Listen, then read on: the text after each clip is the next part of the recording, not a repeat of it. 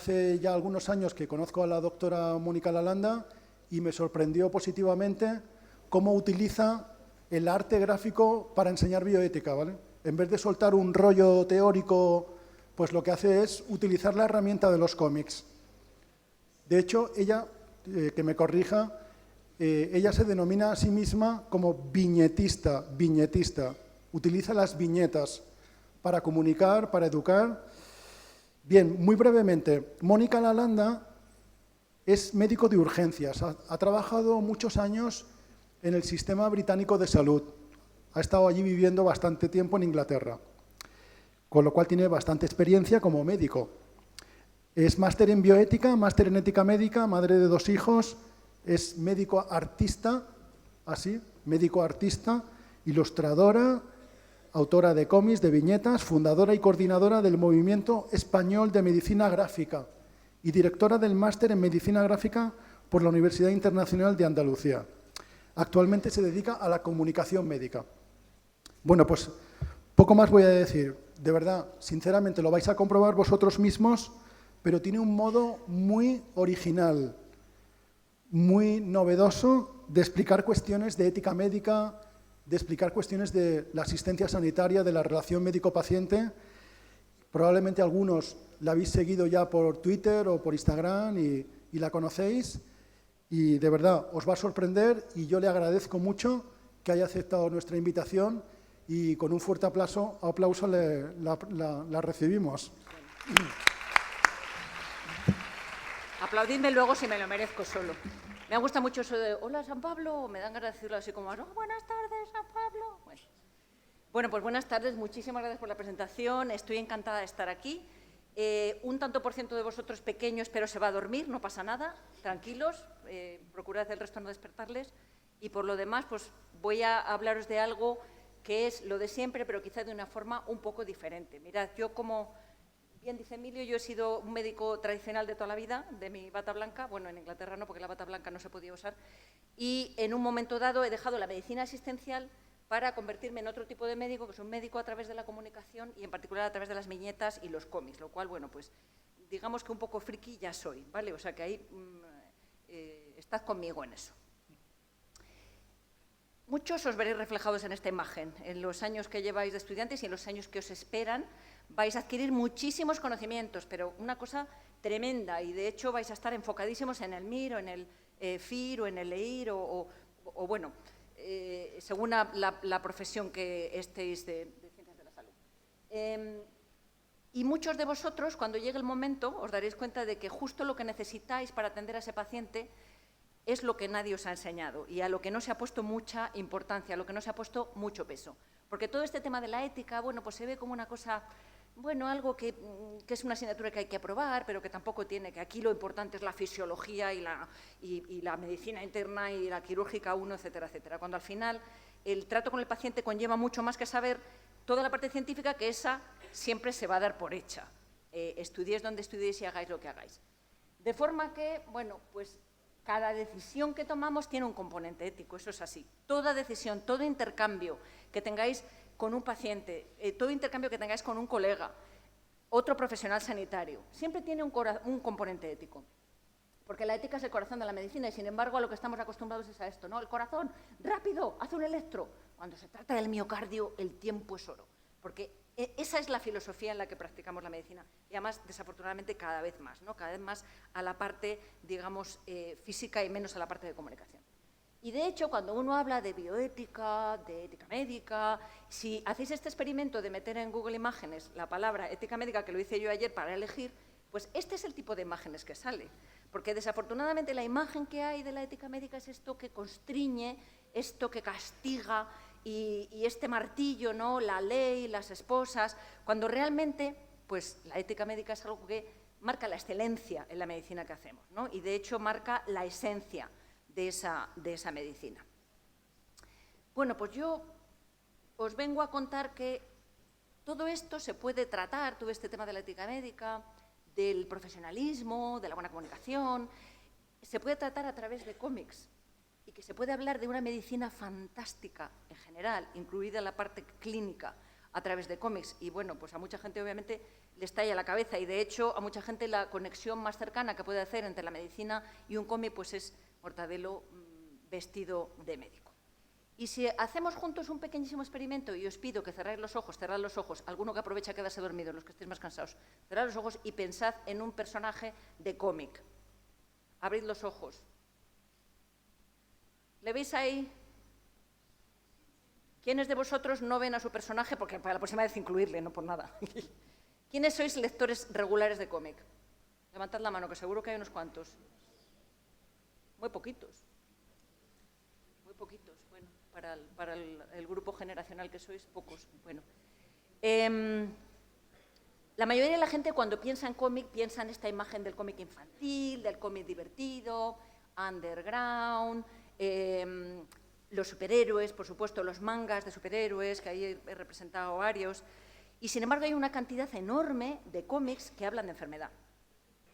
Comiendo con miedo habla de anorexia, de tripas y corazón habla de enfermedad de Crohn, Fantasmas es de fibrosis quística, La ternura de las piedras de un cáncer de pulmón terminal, Don Barroso es de un cáncer de colon, Monstruos de herpes, una herida al corazón de una alteración cardíaca en una niña con un síndrome de Down, Algo extraño me pasó camino de casa, un tumor cerebral, Infectado de hepatitis C, Té de un bicho raro de autismo, Si te pudiera decir gracias, un cáncer de páncreas, God Country, Alzheimer, Tiembla Parkinson, Espuma, un aborto de último trimestre, el cáncer de mamá, un cáncer de pulmón con metástasis.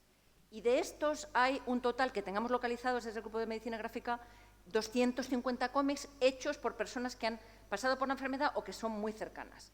Entonces, estos cómics tienen una cantidad de información brutal, súper interesante, que te cuentan diagnósticos, que te cuentan cómo son los tratamientos, lo que han sufrido, lo que les ha preocupado. Y además nos critican a los profesionales sanitarios de una forma súper fresca, porque no esperan que vaya a haber una señora subida aquí delante de muchos estudiantes diciéndoles lo útil que es que ellos nos lo cuenten, porque no están hechas para nosotros. Esa es la frescura de este medio. Todo esto lo llamamos medicina gráfica, que se define así.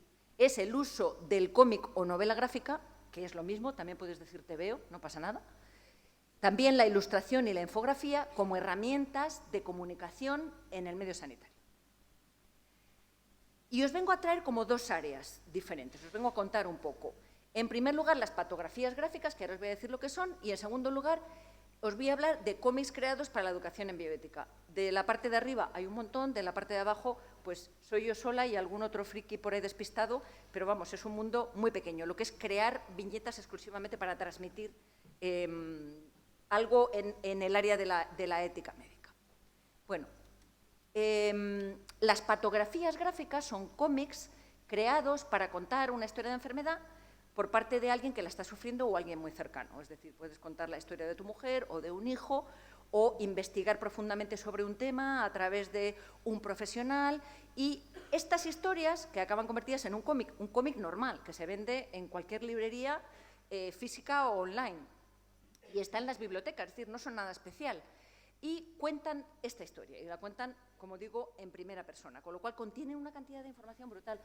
Para mí, yo me imagino en un mundo ideal, en el futuro, y antes comentaba con Emilio, para mí el mundo ideal de la enseñanza en el futuro de los profesionales sanitarios es que no exista una asignatura como tal de bioética, sino que sea completamente transversal y esté presente en absolutamente todas las asignaturas.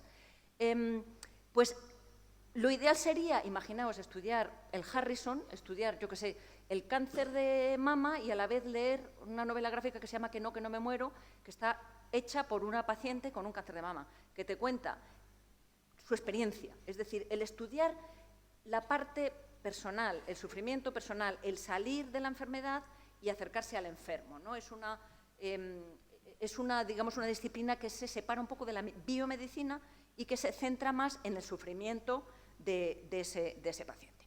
Bueno, pues esto es lo que llamamos patografías gráficas. Como digo, si entráis en medicinagráfica.blog, reseñamos una novela gráfica cada semana y llevamos haciendo esto desde 2017. Y bueno, las vamos clasificando. ¿Para qué valdrían, no? Porque ahora mismo seguís igual de desorientados que al principio. Es decir, pero ¿cómo? Cuando uno lo que se imagina es un zipizape o Superman, ¿cómo puede esto servir? ¿Para qué? Bueno, en primer lugar, como reflexión personal.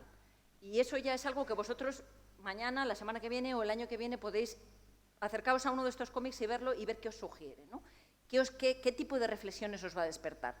Es un material fantástico, increíble, para enfocar temas en clase de bioética. ¿Por qué? Porque aparecen escenarios clínicos. Escenarios clínicos, sobre todo cuando la bioética en tantas facultades se da en cursos preclínicos y los alumnos, pues, es muy difícil entender exactamente de qué se habla cuando se habla, yo qué sé, de dignidad o de confidencialidad, cuando uno todavía no ha estado en ese medio, ¿no? No entiendes exactamente cómo manejar estos conceptos que no dejan de ser conceptos muy grandilocuentes, pero que pueden ser como muy teóricos. Sirven para hacer seminarios de profesionalismo y comunicación e incluso para hacer clubs de lectura y además para exámenes. Una viñeta, y no digo yo que no os caiga a vosotros una viñeta en el próximo examen, ¿eh? Ya veremos. No tengo nada que ver. Pero existe la posibilidad, y en algunas facultades se está utilizando una viñeta como entrada a una pregunta, porque en una viñeta se puede poner mucho más de lo que se puede poner en un texto. Puedes hacer, porque las viñetas no se leen, se exploran. Un cómic no se lee, se explora. La imagen contiene mucho más que el texto. Bueno. Y ahora lo que voy a hacer es poneros una serie de viñetas extraídas de libros, unas cuantas, y os voy a ir contando un poco de qué van esos cómics, si queréis apuntar, hacer fotos y tenerlo para después, bueno, pues indagar vosotros si alguna de ellas os llama la atención o no, que tampoco pasa nada. Esos son los que ya os podéis dormir también. Bueno, no sé si conocéis Quinoterapia, porque a mí esta viñeta me parece muy significativa de cómo la preparación para los médicos es sobre todo científica y esa parte de la comunicación tan difícil, por ejemplo, de enfermedades graves o incluso de cuando uno se acerca a la muerte, ¿no? Esa comunicación que hay que tener con el paciente tan delicada, tan sensible, tan compleja, tan difícil, no nos suelen preparar. A mí nadie me preparó para eso. Yo aprendí a golpes y desafortunadamente metiendo mucho la pata porque no sabía hacerlo. Y fijaos qué maravilla esta viñeta, que no solamente cuenta eso, sino que demuestra que eso se puede contar a través de una viñeta. Tiene el doble valor, es Quinoterapia. Alicia en un mundo real, la autora cuenta su historia de cáncer de mama y es extremadamente crítica con los primeros médicos que le atienden. De hecho, comienza una peregrinación buscando a alguien que entienda su sufrimiento personal y da, bueno, pues hace afirmaciones como esta. Y una explicación le pregunta a ella a la oncóloga, porque la oncóloga le ha dicho, vamos a hacer esto, 3 ciclos de esto y tal. Y dice ella, y una explicación, y la oncóloga le dice, una muy clara, la médica soy yo. Yo creo que vamos evolucionando hacia una medicina que este tipo de médicos, por un lado, están desapareciendo y por otro lado están aumentando. Con el burnout, etcétera, etcétera, estamos perdiendo también la sensibilidad. Los años del elefante es una novela gráfica en la que el autor cuenta el suicidio de su hijo. Es una novela gráfica durísima. Es un chico al que aparentemente no le ocurría nada y entonces están él y su mujer en casa un día cualquiera, llaman a la puerta, es un policía para decir que el hijo ha saltado desde arriba, desde la azotea de la casa y el cadáver está abajo. Bueno, pues en un momento dado él acude al psiquiatra porque está completamente desbordado, ¿no?, por su duelo, que yo no voy a decir que es un duelo patológico porque creo que decir duelo patológico con la muerte de un hijo sobra. Bueno, y este es el intercambio que tienen. Dice el psiquiatra, síntomas de depresión, dolores de cabeza, irritabilidad, incluso insomnio, dificultades con relaciones sociales, hipersensibilidad a... En realidad, dice él, todo empezó cuando mi hijo... Prozac. Le recetaré además Xanax, Efexor, Redomax, así le libera directamente el insomnio. Todo el sufrimiento personal queda a un lado y nos concentramos en la pastilla, ¿no?, que es a la medicina que estamos tendiendo. Tratar todo, cualquier problema, médico, no médico, social, todo acaba ahora mismo en el médico y todo tiene una pastilla. En Una posibilidad entre mil, los autores, que son un matrimonio, cuentan su experiencia de tener una niña que durante el embarazo no había dado síntomas de tener ninguna enfermedad y al nacer resulta que tiene una de estas carencias de enzima, una enfermedad muy rara, y nace muy enferma. En las primeras horas, los primeros días, no sabe muy bien si va a sobrevivir, no sabe lo que pasa. Y esto es lo que se dicen los padres. A este pediatra que entra y sale, quita parte del texto para aclararlo, dice, hola, soy el pediatra de guardia, y les informa, y ellos se quedan después diciendo, qué tipo más raro. En ningún momento nos ha mirado. Fijaos en lo que se han fijado los padres. Ellos están súper estresados con su bebé, que no saben si va a sobrevivir, pero se fijan en que este médico no les ha mirado. Es como, no le importamos mucho, nuestra hija a lo mejor tampoco, no nos ha mirado la cara. Muy similar en Habla María. Habla María, el autor Beth, que es un autor chileno, cuenta la historia de su hija que tiene autismo. Y entonces acuden a la consulta y fijaos la imagen, ¿no? Es una imagen bastante clásica de este médico súper rodeado de títulos, súper importante, ha ido a 1000 congresos, ha hecho 200.000 ponencias y tiene 200.000 títulos de todo tipo. Y, bueno, están hablando de la niña, que está tardando en hablar, dice, bueno, no se puede evitar. Él habla, tienen ahí un pequeño intercambio clínico, y cuando salen, los padres comentan entre ellos, no ha sonreído ni una vez. Antes era, no nos ha mirado y ahora no ha sonreído. Estás hablando de una niña pequeña que anda por ahí correteando, ¿no? Y el médico se ha mantenido con una cara completamente sin ningún tipo de sentimiento, ¿no? Y eso los padres lo notan, aunque para otro profesional puede ser algo que pase desapercibido. En Un adiós especial es una novela gráfica en la cual la autora, Joyce James, que es una autora de cómics muy conocida, norteamericana, pues cuenta el final de su padre y de su madrastra, ya añosos. Y todas las veces que ella se tiene que pegar, digamos, con los profesionales cuando están ingresados sus padres. Y en una de las veces es por esto, porque utilizan jerga. Le dice el médico, estamos extirpando tejido necrótico. Tejido necrótico, que para nosotros es lo más normal del mundo, decir tejido necrótico, pero la gente no. Pero somos incapaces de bajarnos de ese pedestalito del lenguaje y de la jerga, ¿no? Y el ponernos a un nivel de algo que los familiares y, por supuesto, los pacientes puedan entender. En Oleg, que esta es fantástica, el autor cuenta cómo su mujer ha tenido un sangrado intracraneal. Y bueno, ha tenido como una especie de ausencia, la están investigando, la están haciendo pruebas, todavía no hay un diagnóstico y ya por fin aparece el neurocirujano. Y les dice, de entrada no es nada grave, pero se calcula que hay entre un 8% y un 18% de probabilidades de que un coágulo de sangre se cuele a través de esa apertura y se introduzca en los vasos sanguíneos del cerebro. En su caso concreto, la probabilidad de que como resultado del POP se sitúe en un 67%, por tanto, si logramos cerrarlo, hay un 60% de probabilidades de disminuir el riesgo de recidiva en un 78%. ¿Con qué se han quedado estos pobres que están histéricos porque le acaban de decir que tiene un sangrado intracraneal? Con nada. Pero es que además el cirujano hace esta frase que decimos tan frecuentemente los médicos sin darnos cuenta. Emocionante, ¿no? Un caso, decimos, es un caso muy interesante. Y si lo decimos a los pacientes, su caso es un caso muy interesante. Y nos quedamos tan pichis, porque para nosotros con demasiada frecuencia son casos. En el cáncer de mama se quejan de la comunicación, de cómo no acaban de entender lo que le dicen los médicos, no acaban de entender esas órdenes, ¿no? O esos consejos que les dan. En este caso es una señora que debuta con un cáncer de pulmón por un ictus, con una metástasis. Y dice, en cada visita los médicos siempre dicen, llame inmediatamente si nota cualquier cosa rara. Esa simple instrucción resulta ser sorprendentemente difícil de seguir. Tengo dolor de cabeza. Sí, no se preocupe por eso. Ah, vale. Tuve mucha tos. ¿Qué?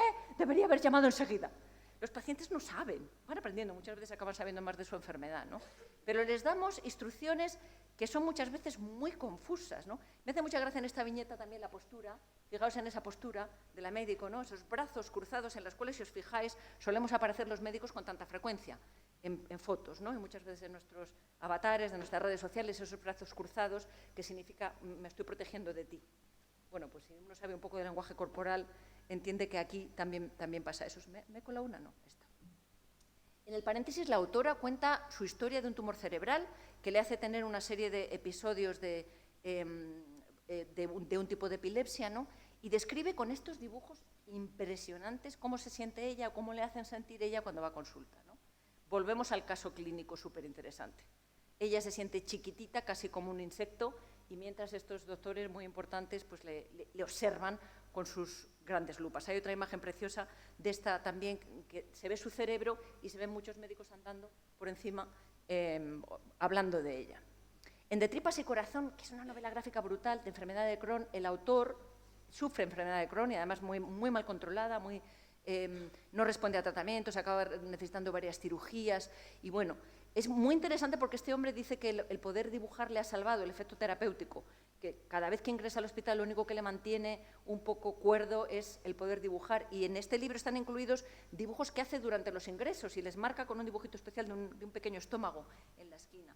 Bueno, pues esta fue una de las interacciones con una enfermera mientras le sacaba sangre. El pobrecillo se estaba quejando porque le dolía todo y la enfermera le recrimina, le dice, me parece que eres un poco delicado en un paciente con enfermedad de Crohn, que es una enfermedad particularmente dolorosa.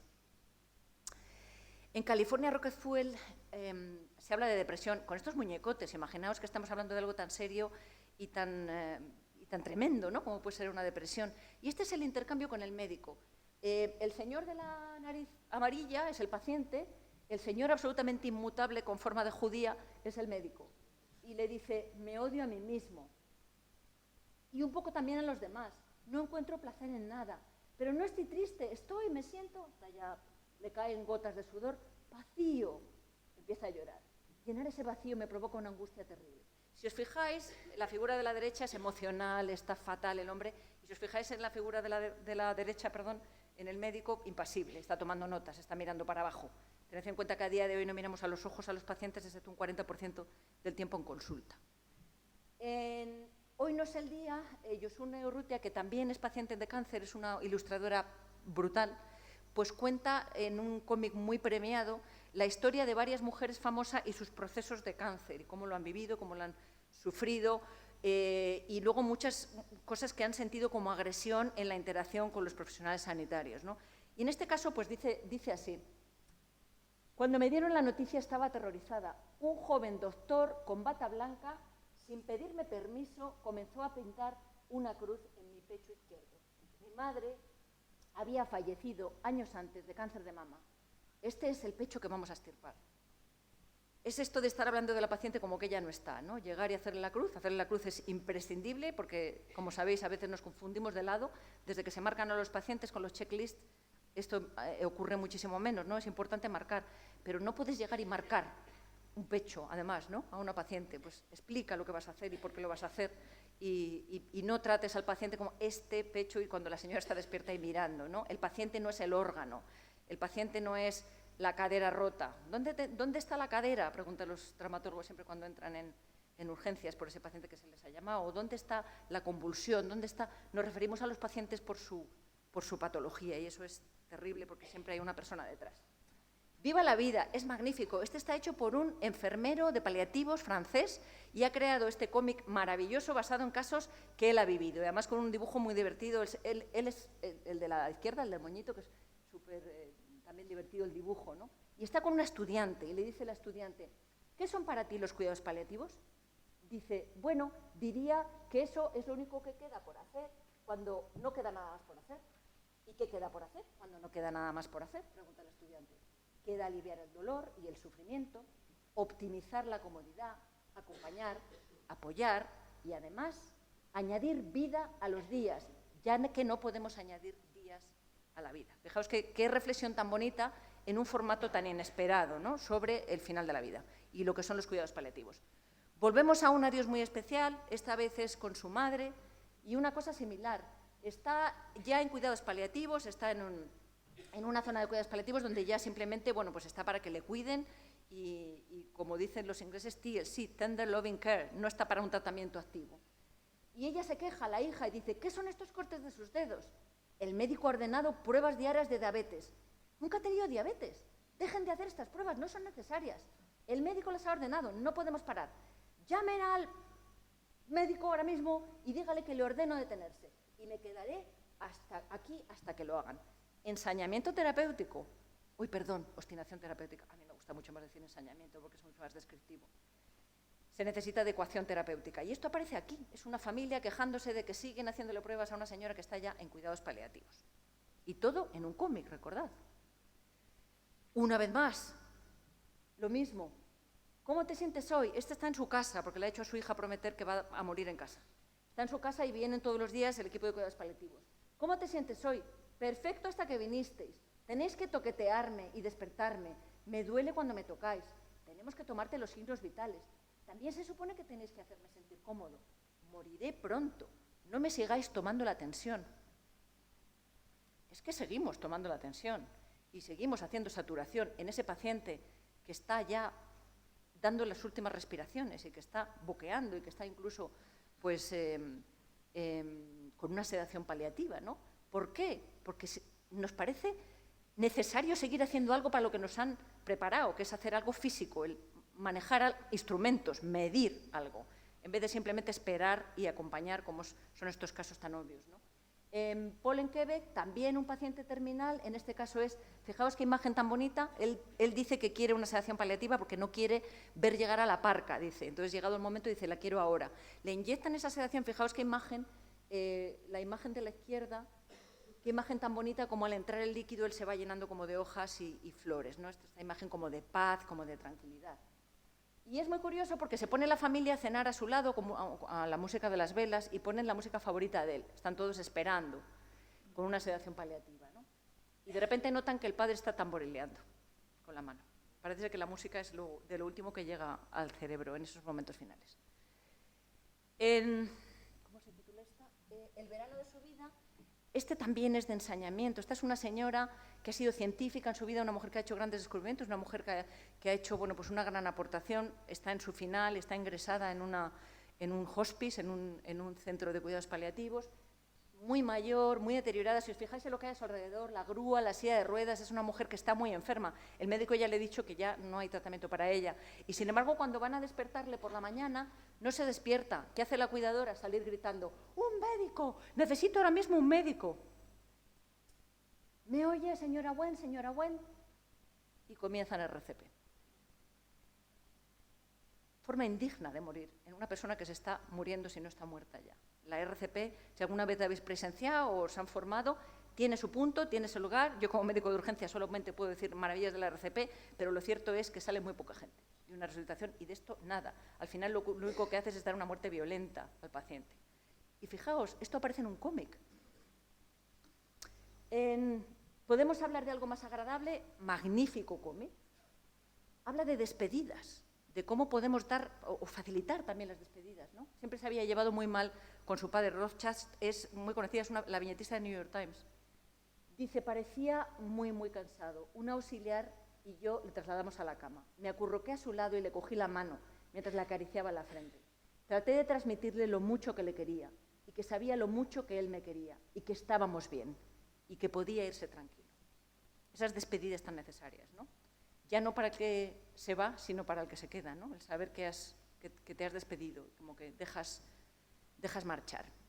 En Billy, tú y yo, la madre, que es la que cuenta la historia, es la autora, en este cómic cuenta la pérdida de su hijo con 18 meses de una forma muy rápida por una sepsis, muere en 48 horas el bebé. Ella tarda varios años en poder crear este cómic de una forma muy terapéutica para ella, aunque bueno, ella dice que no es terapéutico, con razón.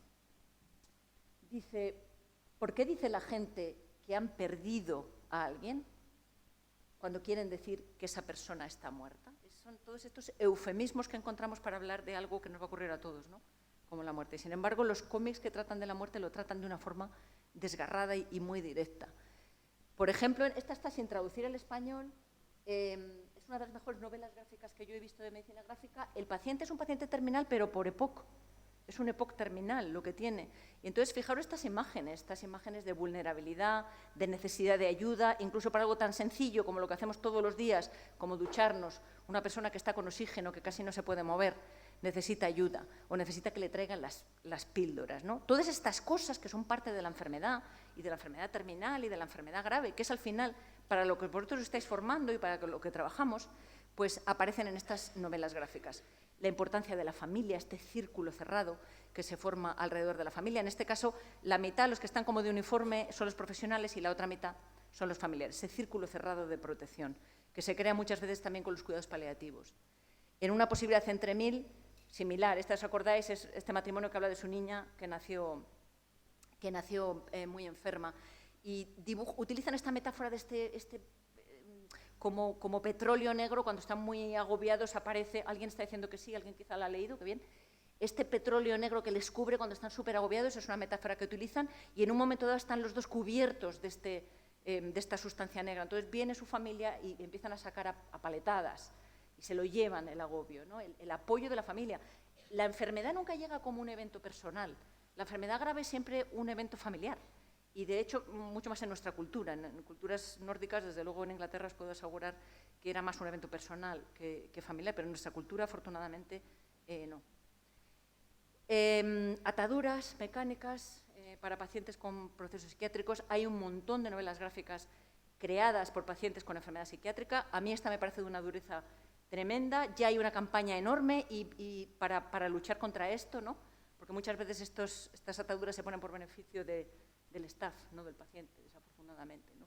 Y bueno, pues es además la portada del libro, que se titula Manicomio, y lo cuenta la autora Montse Batalla es la guionista y su marido es el dibujante. Es una novela gráfica de muchísima potencia también, donde habla, por ejemplo, mucho de efectos secundarios de los tratamientos de enfermedad mental que ella está tomando.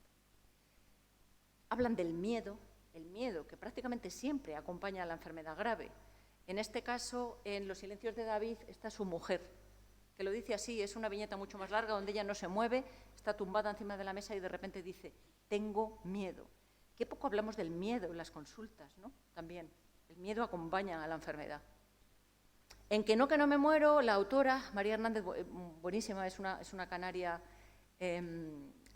bueno, la conozco personalmente porque la invitamos al primer congreso de medicina gráfica, una mujer muy divertida en su forma de expresarse, y su cómic es muy divertido y habla de su cáncer de mama, pero lo trata de una forma sin noñerías, de una forma muy directa, muy crítica, tanto muchas veces al sistema sanitario como a la sociedad en general. Y bueno, pues esta viñeta me hace mucha gracia porque dice, cada vez que digo cáncer, a la gente le falta tiempo para cerrar los ojos y darme el pésame, ¿no? Esa idea que sigue habiendo de que el cáncer te mata cuando ya afortunadamente no mata a todo el mundo. También sobre los deseos de los pacientes, ¿qué quiere el paciente? En este caso dice, como veis es un señor muy mayor, bueno, pues se le ve como muy achacado, con una cifosis, con la médico. Están hablando de lo que él quiere, que va a querer en el final de su vida. Voluntades anticipadas, dice, sí, claro que quiere una muerte natural, dice, unas pocas desfibrilaciones ligeras, unas cuantas compresiones en el pecho, un tubo en la tráquea para respirar, unas pocas dosis de adrenalina, y si no funcionan, bueno, pues entonces dejadme ir en paz. Porque realmente esto puede existir y nosotros no somos quien para negarlo. Por eso es tan importante saber con antelación y que quede por escrito en algún sitio donde sea visible, no que quede por ahí perdido en un papel legal que nadie vaya a mirar, qué quiere el paciente, qué quiere, ¿no? Dentro de lo posible. Yo creo que este señor pues, no pinta que fuera muy bien con una RCP, pero bueno, es un poco llevado al extremo, ¿no? Para hacer esta reflexión. La vulnerabilidad. SOS 3 es un accidente de moto. Cristina Bueno es la autora y además cuenta su historia. Tiene un accidente de moto, le llevan a urgencias. Imaginaos, urgencias, te quitan la ropa, las puertas abiertas, la gente grita por encima tuyo, tú no entiendes lo que está pasando, estás muerto de dolor, estás acongojado, iba a utilizar otra palabra menos académica. Bueno, lo expresa así, lo expresa el miedo, fijaos esa cara, ¿no? El miedo, la desnudez, y la sensación de soledad, porque no está entendiendo nada, y realmente están hablando de ella. La indignidad que ocurre continuamente en los hospitales a través de cosas como esta, que cuando estamos a este lado de la bata no nos damos cuenta, la indignidad que eso conlleva, ¿no? Son cosas que, bueno, sí, la vacinilla que con la bata blanca es, ponle la vacinilla, cuando estás tú con la vacinilla puesta, y entra la gente y sale y tú estás ahí haciendo tus necesidades, digamos que es una situación menos que digna. Bueno, pues también aparece en las novelas gráficas, es increíble. Las cicatrices, la autopercepción, las cicatrices por mastectomía, que no son cicatrices cualquiera. De hecho, aquí expresa que tarda mucho tiempo en poder mirarse al espejo y verse sin el pecho. O en Stitches, donde este chico, que es un chaval joven, pues fijaos qué cicatriz tiene, que tiene un cáncer linfático. Y a la mayoría de la gente le da bastante asco las cicatrices. Pero si nosotros, venga, te quito el apósito para que veas, prepárale un poco antes de quitar el apósito, porque lo que va a ver solamente lo ha visto en películas de Frankenstein antes, ¿no? La pérdida de pelo, esta me hace mucha gracia, esta es de Vivir, Revivir, Sobrevivir, donde Alex Santaló cuenta su historia de cáncer testicular. Se le está cayendo el pelo y se lo rapa entero y dice, bueno, ya está, ya tengo cáncer. Porque ese también cuenta mucho la percepción que tiene la gente de ti. Una persona sin pelo, si no se demuestra lo contrario, es una persona que está enferma. Y de repente el mundo empieza a comportarse de forma diferente, como que ahora ya sí tengo cáncer. La infantilización, muchas veces causada por los propios pacientes, ¿no? por esa vulnerabilidad intensa que tienen, ¿no? Se convierten en niños. En el caso de la ternura de las piedras, a quien veis, el que está debajo del foco, que le están enseñando a andar o ayudando a andar, es el protagonista que tiene un cáncer terminal de pulmón y a su lado está su mujer y sus hijos adultos. Y lo mismo abajo, está en una cunita con un móvil de estos de los bebés. En el Club de las Batas Blancas, otra cuestión ética importante que apenas tratamos, que es el trato que se les da, por ejemplo, a los estudiantes o a los residentes por parte de los médicos más mayores, ¿no? La importancia que tiene el respeto también hacia los estudiantes. Dice, como os dije, Estaréis supervisados por un adjunto, preguntadle lo que necesitéis. Saben que estáis aquí para aprender y os ayudarán cuando sea necesario. Mirad, ahí están los residentes de trama. Hola, Tomás, ¿algo que decirles a los nuevos? Sí, que no me llamen. Bueno. En Sana Sanita muy críticos con la relación con la industria, muy críticos con el visitador y el comportamiento que puede tener el médico con ese visitador. Fijaos, llega el visitador en plena consulta, cosa que nunca debería ocurrir, de hecho los hospitales no deberían permitirlo, pero sigue ocurriendo. Entre tanto, en la consulta de Carlos, ¿se puede? ¡Hombre! ¿Qué tal estamos? ¡A mis brazos!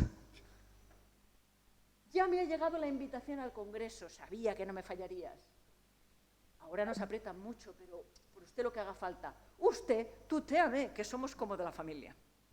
Bueno, digamos que muchas veces la relación médico-industria es menos que sana.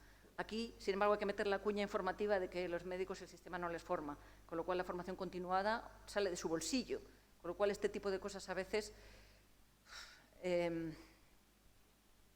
yo no diría que se pueden entender, desde luego no se pueden aceptar, pero se pueden entender.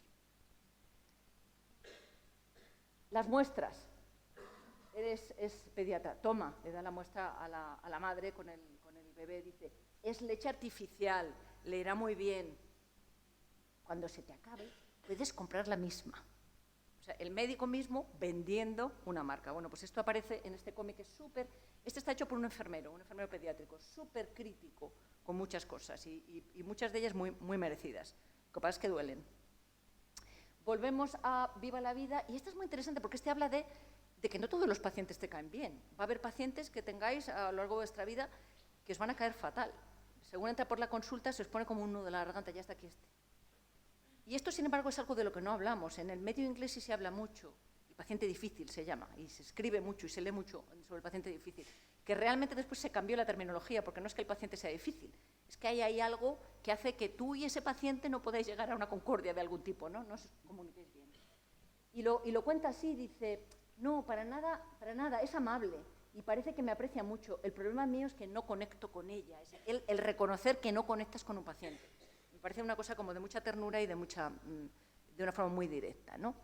¿Dónde están todos estos cómics? Que seguro que os han, por lo menos, sorprendido, si no causado un poco de curiosidad. Pues que están en cualquier sitio.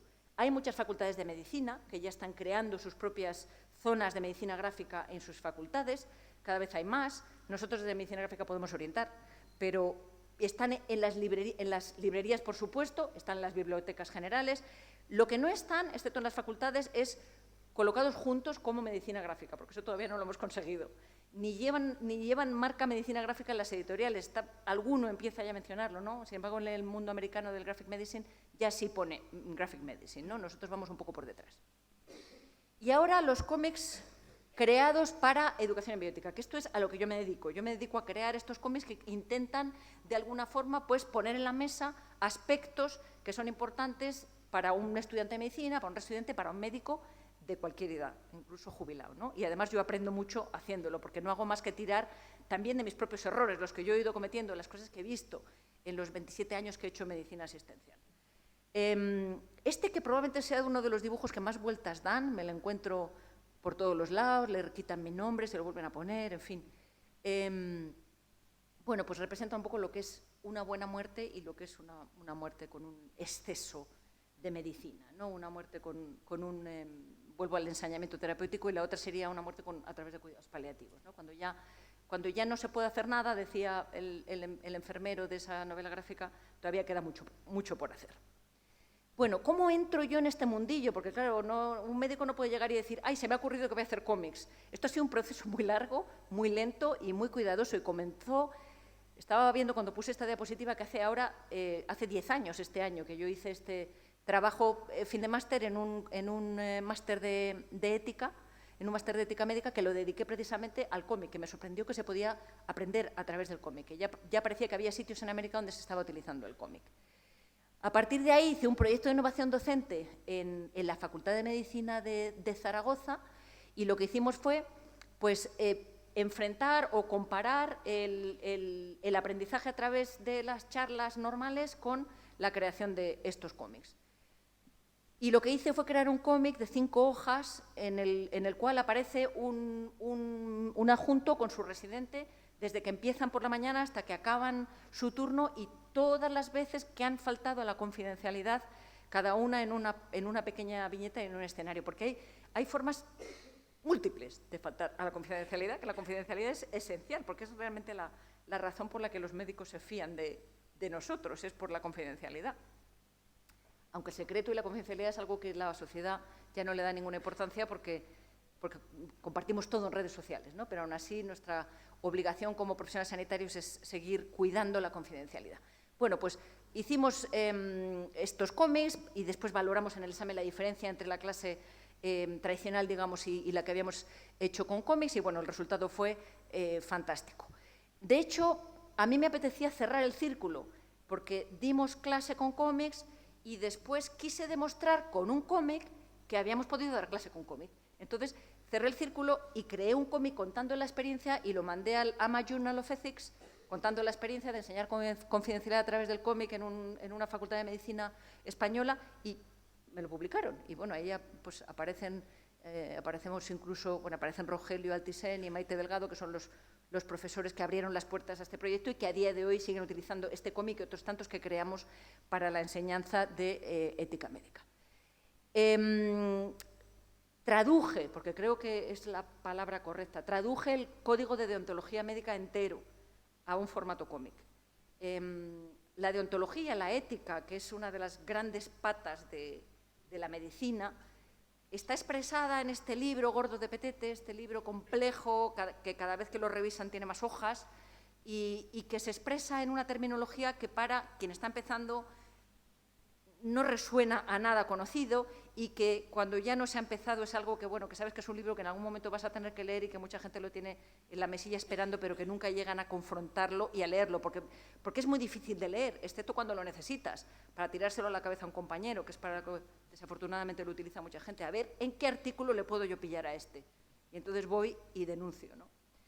Y, sin embargo, el código deontológico es magnífico y está prácticamente todo cubierto ahí, pero bueno, me pareció interesante hacerlo en un formato que fuera amigable, que fuera divertido, porque lo que hice fue darlo la vuelta. Entonces, cada viñeta, cada artículo está expresado en cómo sería esta situación si no utilizáramos la ética. Y entonces es un libro lleno de barrabasadas de todo tipo y de actuaciones carentes de ética, algunas que rozan con lo ridículo y que uno quiere pensar que nunca pasarían, ¿no? Pero bueno, en ese intento de llevarlo al ridículo, pues uno consigue llamar la atención sobre lo que conllevan. Hay otro libro de cómics recién publicado el año pasado, el mío es del 2016, americano, que se llama Clinical Ethics, que también plantean este contexto, plantean escenarios, digamos, a través de unas viñetas y después pues hacen una resolución del caso ya con un texto tradicional.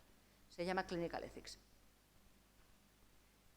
Y aquí os traigo ya, como casi para acabar, algunas viñetas sueltas de casos clínicos, que sobre todo los que estáis en cursos preclínicos, que creo que sois los que estáis hoy aquí, porque sois primero y segundo, ¿no? Si mal no me han explicado, ¿sí?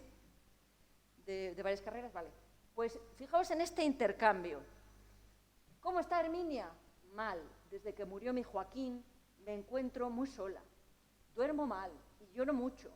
Los hijos apenas vienen. Ya saben, tienen su vida. Ah, muy bien, le voy a recetar un descongestivo para las lágrimas y mocos, un antidepresivo, una pastillita para dormir y paracetamol cada 8 horas. Ale, y al salir, deprisita. Dígale al siguiente que pase. Aquí hay muchas cosas, porque aquí está el problema de medicalizar la vida, ¿no? El problema de esa pastillita para cualquier cosa, pero también está en cómo está la sociedad, que cualquier problema social, el único lugar en el que puede llegar a desembocar es al médico, que parece ser que es la única puerta que queda abierta para que alguien llegue con sus problemas de todo tipo. Y el médico ni tiene tiempo, ni tiene muchas veces la fortaleza para acometer esto y acaba recetando algo, ¿no? O esta otra. A ver, Felipe, siéntese, ¿qué le pasa esta vez, Que desde que le amputaron la pierna viene más al centro de salud que yo. Que si me duele, que si mi mujer ya no me quiere, no sé qué pretende que yo le haga. Tiene usted otra pierna, no se quejica. Le voy a hacer unos niveles de vitamina D, que seguro que eso es el problema. Similar, ¿no? Pero bueno, esto puede dar lugar a una conversación larga, porque fijaos en la cara de la médico, ¿qué notáis? porque no mira, ¿no? Está mirando para abajo, no mira al paciente. O sea, ha visto que era Joaquín, que además tiene un problema con él, es un paciente difícil, no le puede ni ver a pobre Joaquín, cada vez que le ve ya se le pone un nudo en la garganta, a ver cómo me le quito de encima. Bueno, pues hoy va a ser con unos niveles de vitamina D. Luego ya podríamos encajar el tema de los niveles de vitamina D, pero eso ya sería para otro congreso diferente. Perfecto. Bueno, mi último proyecto, que además ha sido una cosa muy interesante porque lo saqué por crowdfunding.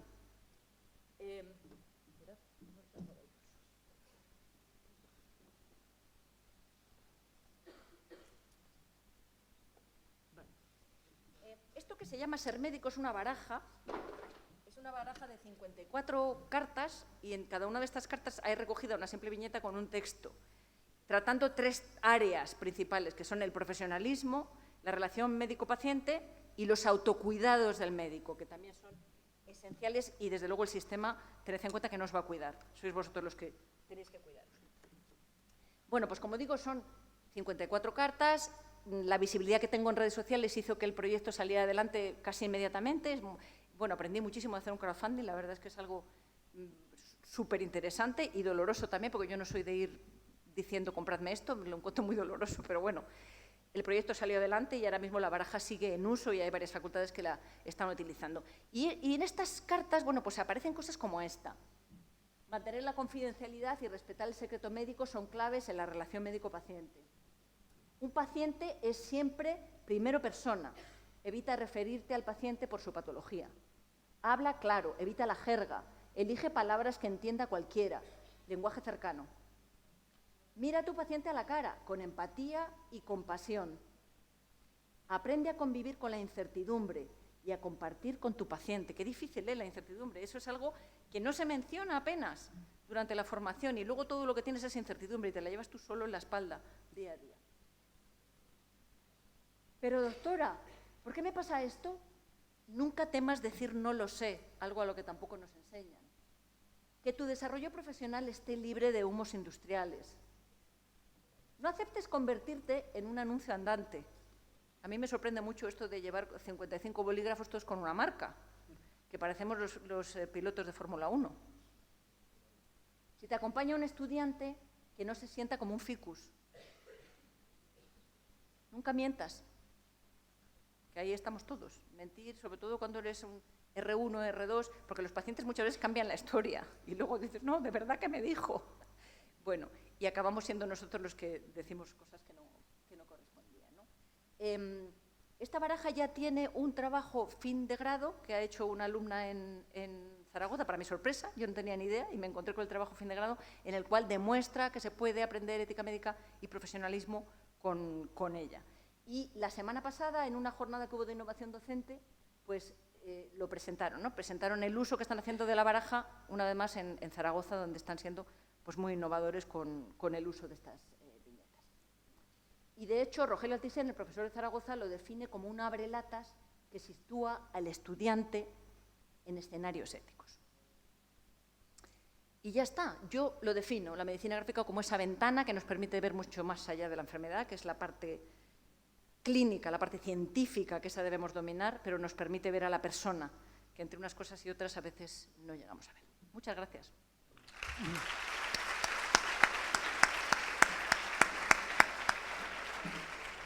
Sí, Mónica, ¿quieres permanecer ahí de pie? Por si...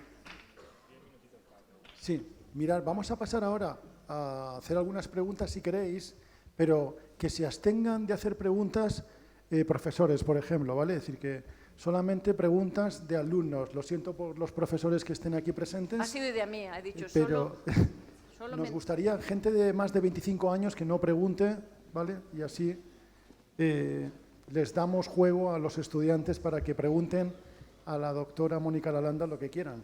Menores de 30. Quien pregunte tiene que decir ciudadano. ¿Alguien quiere comentar algo que se haya llamado la atención, que se haya sorprendido, que se haya horrorizado? ¿A cuántos de vosotros os ha entrado el gusanillo y pensáis, pues voy a pillar a ver si encuentro uno de estos cómics?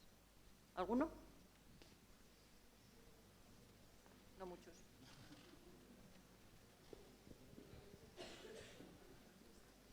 La pregunta, ¿no? Ah, que os ha llamado la atención. Sí, aquí quieren preguntar, por aquí delante. Sí, Marcos. Más que nada por dar prioridad a los estudiantes, que esta mañana estaban muy callados en las ¿Quieres intervenciones. preguntar? Sí. Marcos, por aquí tenemos una pregunta. Sí.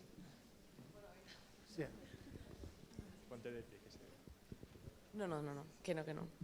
Bueno, tengo 27 años, puedo preguntar, ¿no? Sí, en tu caso hacemos una excepción y... Bueno. Primero, muchísimas gracias, me encanta, me ha parecido súper interesante y tengo un montón de ganas de leérmelos. Una cuestión que igual es un poco, no sé, obvia, pero ¿crees que esto sería más útil con estudiantes, incluso universitarios, ya no te digo con residentes, que con médicos? Porque siento que muchas veces es algo como también muy inherente a la persona, cómo trata a sus pacientes. Creo que hay cosas que sí que se pueden aprender y practicar, pero siento que hay gente que es más humanista, ¿no?, que tiene esa inquietud, y hay gente que no. Entonces, no sé cuáles serían las limitaciones de la bioética, ya no solo de los grandes debates, que yo creo que muchos médicos siempre se quieren meter un poco, pues también por toda la parte intelectual y fardar un poco, sino realmente de esa relación tan íntima con el paciente, de la empatía.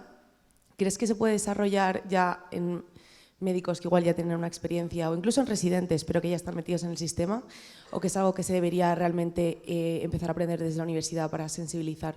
Porque yo creo que es un poco difícil ya con médicos mayores que tengan, si no la tienen ya, digamos. De hecho, yo esto lo expandiría a cualquiera, y podríamos entrar en un debate de si se puede enseñar la empatía, si se puede enseñar la compasión. Si todo esto se puede enseñar, o tiene que venir de fábrica. Tendríamos que echar un paso más atrás y decir cómo estamos eligiendo desde siempre a quienes son los médicos de antes, de ahora y del futuro. ¿Cómo estamos eligiendo solamente a través de una nota? En España se hace exclusivamente a través de una nota, en otros países no. Se mira también la aptitud y se mira qué han ido haciendo de niños, y si eran scouts o estaban voluntarios en no sé dónde, o si tocan un instrumento, cosas como más humanistas, ¿no? Aquí miramos exclusivamente la nota. Bueno, pues quizá por nuestra cultura más pendiente de hacer lo que se puede medir, porque si no tendemos a desviarnos en otros aspectos. Yo lo que he notado con el trabajo y el seminario, por ejemplo, que hago con las cartas, que es siempre, se está utilizando con estudiantes en algunas facultades, pero yo lo hago en seminarios con residentes o con médicos de todas las edades, incluso con médicos jubilados. Y sorprende que en un lugar de relajación, como puede ser una interacción tranquila, sentado delante de una carta con un dibujito, te pones a hablar y empiezas a hacer reflexión sobre tu propio manejo, sobre tu propia actitud, sobre cosas, cómo has cambiado, A mí me sorprende la profundidad a la que se puede llegar a partir de un dibujo muy sencillo, quizás por la propia sencillez del dibujo, que hace que te identifiques rápidamente.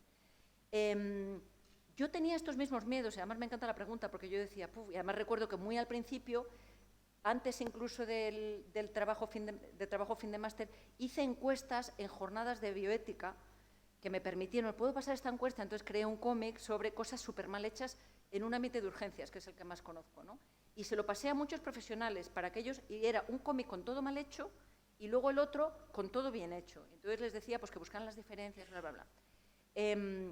Y me sorprendió en particular un colega, alguien ya muy arriba en su formación, en su bagaje, de hecho, catedrático en una asignatura que no voy a decir, de una facultad que no voy a decir. Pero muy gracioso, porque me dijo, dice, he visto el primer cómic y me ha parecido bien. Dice, me he visto yo, pues cómo funciono yo cuando me llaman a urgencias, bla, bla, bla. Dice, ¿y luego he visto el segundo? Madre mía, qué mal lo hago, me dijo. Entonces, claro, si tienes esa capacidad de reflexionar, para cualquier ámbito de la vida vas a ser capaz de decir, anda, pues esto lo podía hacer mejor. Y desde luego lo que yo encuentro, que a lo que me dedico es el estudio de esta herramienta, es que esta herramienta te abre un poco, te relaja. Quizás simplemente porque lo vemos como algo infantil, ¿no? Te hace sentirte como, venga, de esto podemos hablar, voy a hacer. Entonces, probablemente no te he contestado, probablemente he liado más la historia, ¿no? Pero es interesante, es donde se puede enseñar la empatía, ¿no? En qué momento se puede enseñar, cuándo somos más receptivos. Desde luego, cuanto más joven es uno, más fácil puede aprender algo. Pero también es cierto que la mayoría se aprende como una esponja, ¿no? Te sientas con un residente, ya como estudiante, te sientas allí, dependiendo si te tratan como un ficus o no, tu aprendizaje va a ser diferente. O sea, tú vas a ir aprendiendo por lo que vas viendo, más que por otras cosas, ¿no? Entonces, cuantas más posibilidades hay, creemos más herramientas, más material, más formatos de que estas cosas calen, pues pues mejor. Y si no, hacerlo mal, ya estamos. Muy bien, muchas gracias. Sí, ¿alguna otra pregunta que alguien quiera lanzarse? Si no, pregunto yo, ¿eh? Para el auditorio, Mónica, ¿podrías contar la experiencia de los hospice ingleses, así como nota final, o como has recibido tanto de aquel sistema de salud, que yo creo que sería interesante, porque quizá aquí no tengamos esa concepción de los paliativos o del final de la vida? Claro, los hospices que nacieron en Canadá, realmente, son centros de cuidados paliativos donde van personas pues, que están en cuidados paliativos exclusivamente. Entonces, están muy centrados en la persona, están muy centrados en la familia, porque como sabéis, los cuidados paliativos no solamente tratan a la persona, sino todo su ambiente. Los que han salido de cuidados paliativos, en particular el de Paul en Quebec, que es una historia de cuidados paliativos bien hechos, es una maravilla. Ese está hecho, bueno, pues en Quebec, en Canadá, donde se dan cuidados paliativos muy buenos. La verdad es que el sistema, el NHS ya no es modelo de nada, porque por el deterioro que ha sufrido van por delante de nosotros y yo ya no lo pondría como modelo. Pero el hecho de tener centros donde puedes ingresar a pacientes cuyo objetivo es no tener una buena muerte, sino que sigan viviendo hasta el día que se mueren, ¿no? que es la gran diferencia, pues es una maravilla. Y además eso te descongestiona otras camas que son agudas, que necesitas para otro tipo de pacientes, y también cambia el chip, porque en el momento en que un paciente entra en un hospital y en el momento en que un paciente entra en urgencias, parar la rueda es casi imposible. Parar la rueda y decir, vamos a ver, que esta señora tiene 97 años, que tiene una demencia avanzada, que lleva días sin comer, que no reconoce a nadie. ¿Cuál es el momento para no dar ese antibiótico? Para decir, vamos a sentarnos con la familia, pues a lo mejor urgencias no es el sitio. ¿Qué pasa? Que entras en el bucle, pones el antibiótico, le sacas de esa neumonía, vuelta a la residencia y así entras en un... Entonces, el crear un espacio en el que aceptas que lo que vas a hacer es tratar síntomas, bienestar y bueno, favorecer que la familia acompañe y todo eso, las mascotas, que también es muy importante, ¿no? Que esté tu perro contigo, por ejemplo, que aquí es algo todavía muy, muy difícil, ¿no? Pues yo creo que es un paso enorme adelante. Pero bueno, aquí nos hemos centrado en la eutanasia ahora y los cuidados paliativos han quedado fuera. Más barata la eutanasia, sin duda. Última pregunta. Sí. Perfecto. Bueno, lo primero, muchas gracias por la charla. Quería preguntar, en el tema ético que has dicho, la muerte digna, etcétera, ¿cómo se podría gestionar en un modelo en el cual la RCP se utiliza en urgencias primarias para evitar las denuncias de los familiares para, como decir, no has hecho nada para salvar a mi familiar? Buenísima pregunta, porque ¿sabes lo que pasa? Que a través de las películas, a través de la televisión, a través de Internet, hemos dejado que crezca la idea de que la RCP salva y que, a ver, ¿cuántas veces veis en una película de las de hospitales que hagan una RCP que el paciente no resucite, pero inmediatamente además se pone a hablar? Prácticamente siempre es exitosa, cuando la realidad es que el número de pacientes que salen después de una RCP de un hospital vivos y además neurológicamente intactos es mínima. El problema ya no es un problema médico, es un problema social gravísimo, como tantas otras cosas. Es como que la gente ahora demande la eutanasia porque piensan que la única forma de morir va a ser lleno de tubos por todos los lados y alejado de tu familia. Es que nos hemos metido en un momento social tan complejo y desde la medicina estamos recibiendo tanto de ese golpe que pararlo nosotros solos es casi imposible. Pero no sé, esta confianza que hay, yo como médico de urgencias he participado en RCPs tantísimas veces y yo a cierta edad me voy a tatuar, aunque no tiene mucho valor legal, pero yo me voy a tatuar. Médicos a más de 1 metro, sanitarios a más de 1 metro. ¿Sí? Porque no quiero ese tipo de muerte, no quiero morir con alguien saltándome encima con las costillas rotas. Es que, a ver, partimos de que la muerte ha desaparecido, nadie muere, todo es tratable. Entonces, claro, ¿cómo vas a dejar? Y bueno, también hay dinero detrás, también hay mucho dinero detrás, como en todas estas cosas, ¿no? Los desfibriladores, que está fenomenal, que haya desfibriladores en ciertos sitios, pero ahora te venden hasta desfibriladores para tener en tu casa. Es decir, hay todo lo que tiene dinero detrás, al final acaba convirtiéndose en una industria que es difícil de parar. Pero la pregunta es muy buena y muy difícil de contestar, no tengo la respuesta. Esa medicina defensiva, ¿verdad? Muy bien, pues nada, Mónica, muchísimas gracias por tu claridad gráfica.